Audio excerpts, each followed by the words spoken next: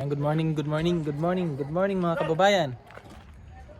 Ngayong araw na to, dito kami ngayon sa Peter Sang. Sa niya, sa mama. At pupuntahan namin yung nagbebenta daw ng isda. Napaka mura tapos malalaki daw yung isda doon. Kaya tara, puntahan natin, samahan niyo ako.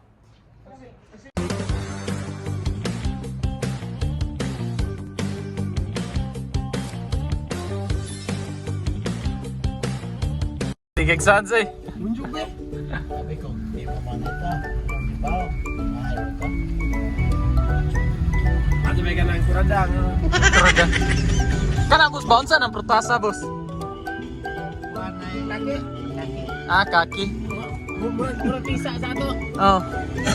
Ayan mga kababayan, at papunta na tayo dun sa sinasabi ko nga sa inyo na bintahan ng mga isda dito kasi may medyo malapit lang daw dito. Kaya ayan, sinamahan kami ni Peter tsaka yung asawa niya at ng papa ni Peter.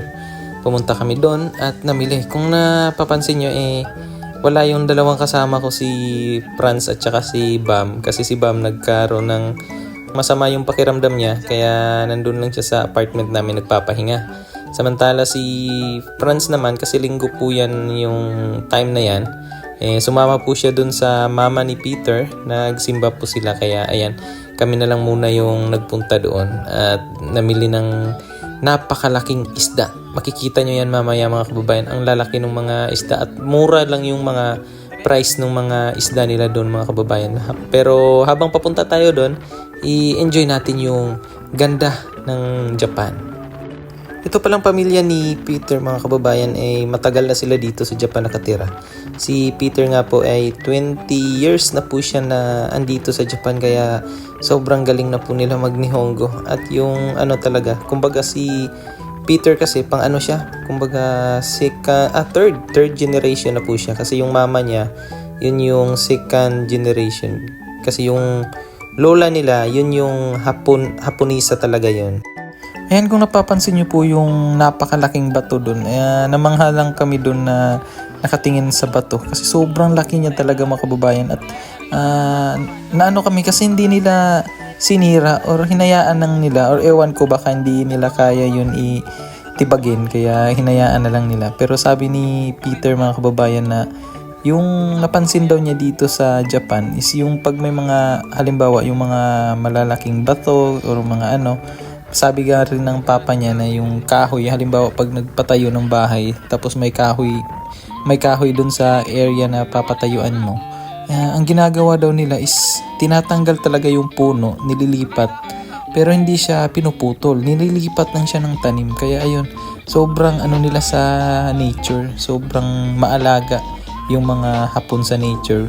Kasi talagang inaano na talaga nila. Kumbaga, pinoprotektahan nila yung mga ganyan.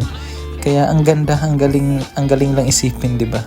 Kung napapansin niyo nga po dun sa aming mga dinadaanan, ayan, puro kahoy or gubat yung makikita niyo. At sabi nga din ni Peter na minsan daw may mga daan na may nababangga na mga hayop, yung mga usa, yung mga ganun, mga baboy ramo, may mga ganun daw na nababangga sa sasakyan. Kaya pag magda-drive daw kayo, ingat daw sa sa mga ganyang daan, kasi may time talaga daw na may mga hayop na tatawid sa kalsada. Kaya 'di ba, ang galing kasi sa atin na yan, kung hindi ka makapunta dun sa talagang bukid na talaga, wala, hindi mo yan makikita. Kahit nga sa lang sa medyo sa amin, 'di ba, bundok na 'yon, pero wala ka nang makitang mga ganung hayop.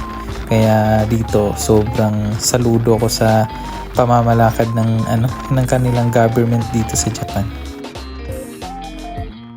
Kung napapansin niyo po yung puno na wala ng mga dahon, yan po yung puno ng sakura. Yung pong namumulaklak na kulay pink, yan po yun. Akala ko nung una patay na yung kahoy na yan yung pala naglalagas lang yung dahon niya. Tapos siguro pag niyan, mamumulaklak na naman yan. So ang ganda tingnan siguro nun.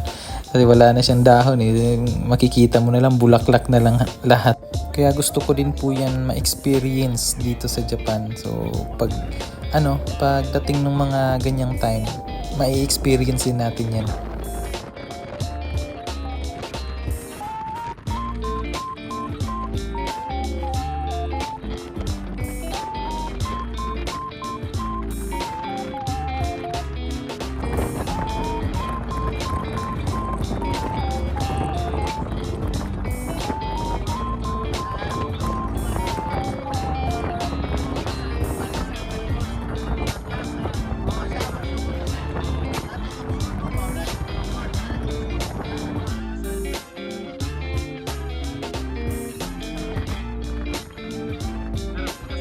Meanwhile, Dito na kami sa bilihan ng isda. Mamalit ka na, ano, pang bata ni Mupon, mga baby kids. Barato lang Mga yung damit pang bata. Oo. Doon mo dan palitaan. Pang babae, pang laki. Oo, kaya mo magkakabausay mo gawas. Mayo po ito, pamalit na daan. Mga damit pang bata. Dito daw yung mga murang isda. Yung isang box. Isang box boss, no? Yung isang box yung ano?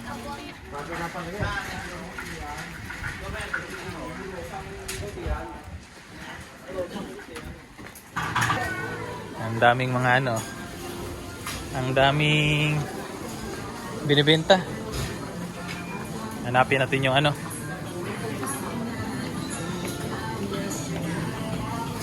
Hanapin natin yung mga isda.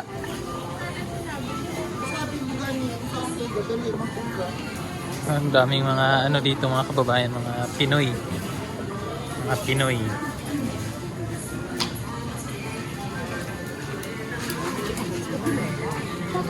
Maraming tao.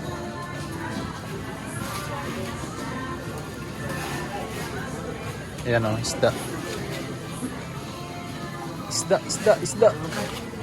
Tagsa. Ha? Ay, oh. Ano pa yung buhi, oh?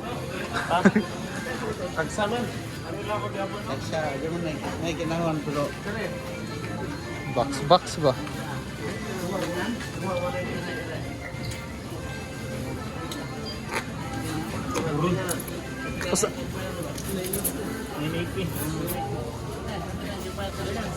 Sa box na? 180?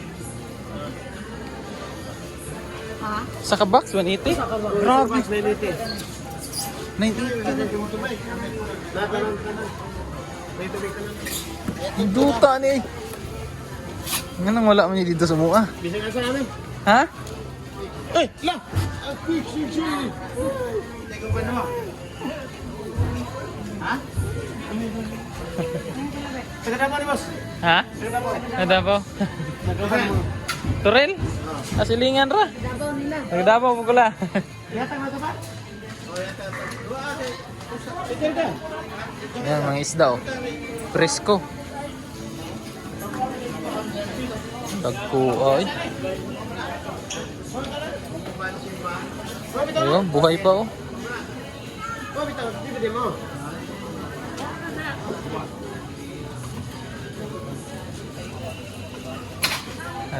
Dalawang box yung dala oh. Isda, ibutan. Grabe isda doon eh. Bato kayo. Lamig ka na. Ano magkabantay ka na ko? Tingog palang daan. Ilan eh, pila nila. Yan eh. Piso? Piso ka? Isa. Piso ka? Oh, ako yan. 100? Oh. 100 ang isa? Isa ka buhok. Oh, isa ko po. Na.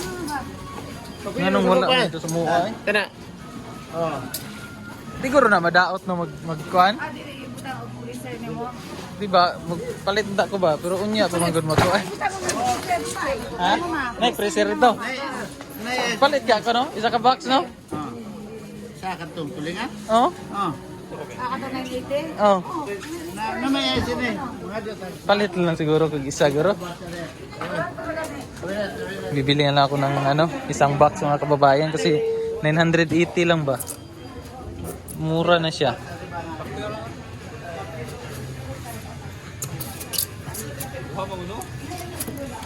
Ito, 980 lang. Ayan oh.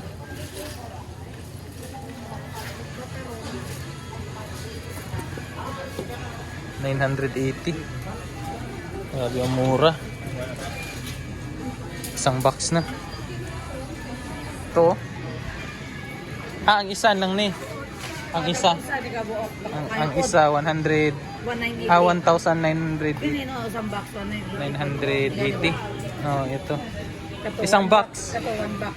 190. Baratuha, no? Bago rin daan eh. Dool ra ba ni kuan dire dagat? Siguro, ano yung babaan yung barat mo. Yung mga ano, buhay.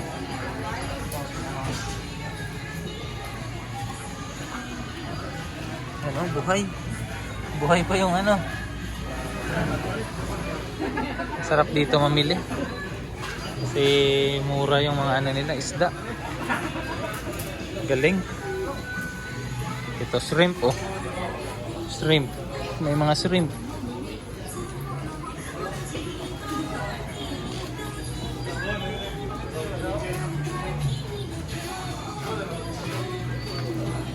Ganda dito pag ano malapit. Ayan oh, mga shrimp. Madaming tao. Marami ring mga ano, mga Pilipino. Daming mga Pilipino dito. Ayan oh.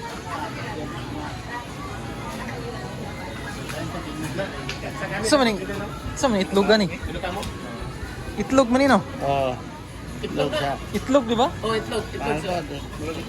Itlog sa iyo. Umiga. Omega? Ano? Ano? Dagko kayo yung ano, pasayan.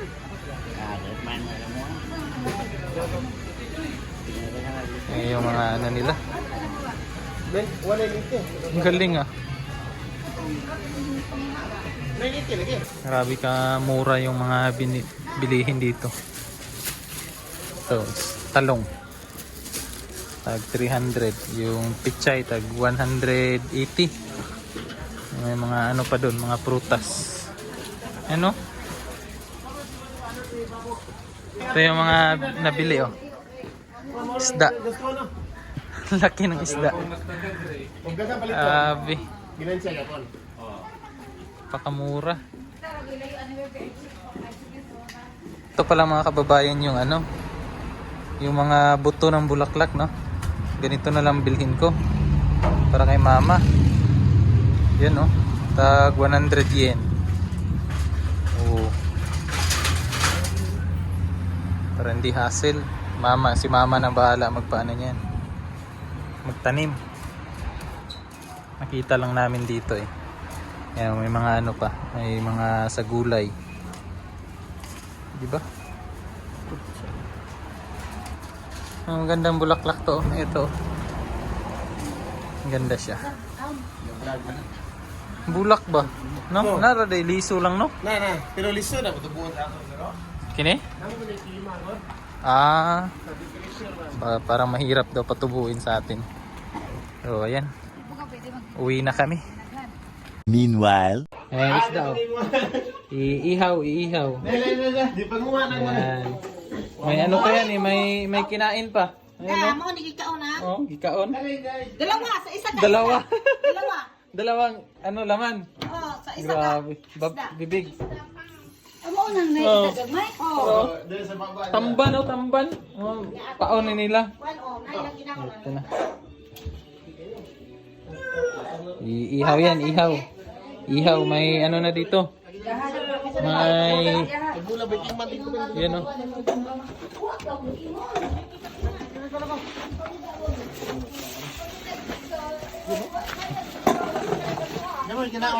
Wala na eh. Maura to kung nakitaan. Nagikaon. Maura to nagikaon.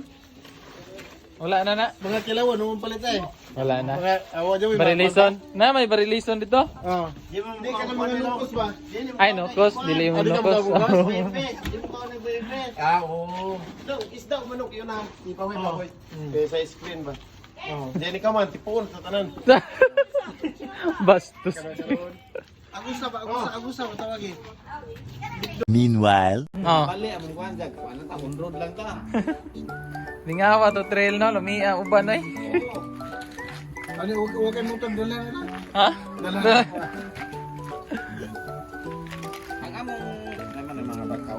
Agoy, nawahin lagi. Naluto na ay. Pahakan na. Bahaka na. Oh. Pahak na. Sausaw na yun. Maglulo, tapat maglulo. Dapat lulo ba?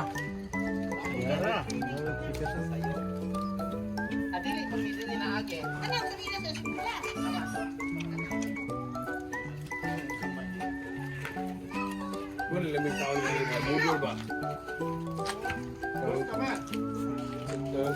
meanwhile, Hindi pa naubos yung ano ah. Isda. Kanina pa to mga kababayan. Dami kasi. Marami. Isudaan mo mga kapitbahay. So, ayun mga kababayan, dito na kami sa apartment. Gabi na kami nakauwi nung kagabi. Kasi medyo malayo-layo rin yun.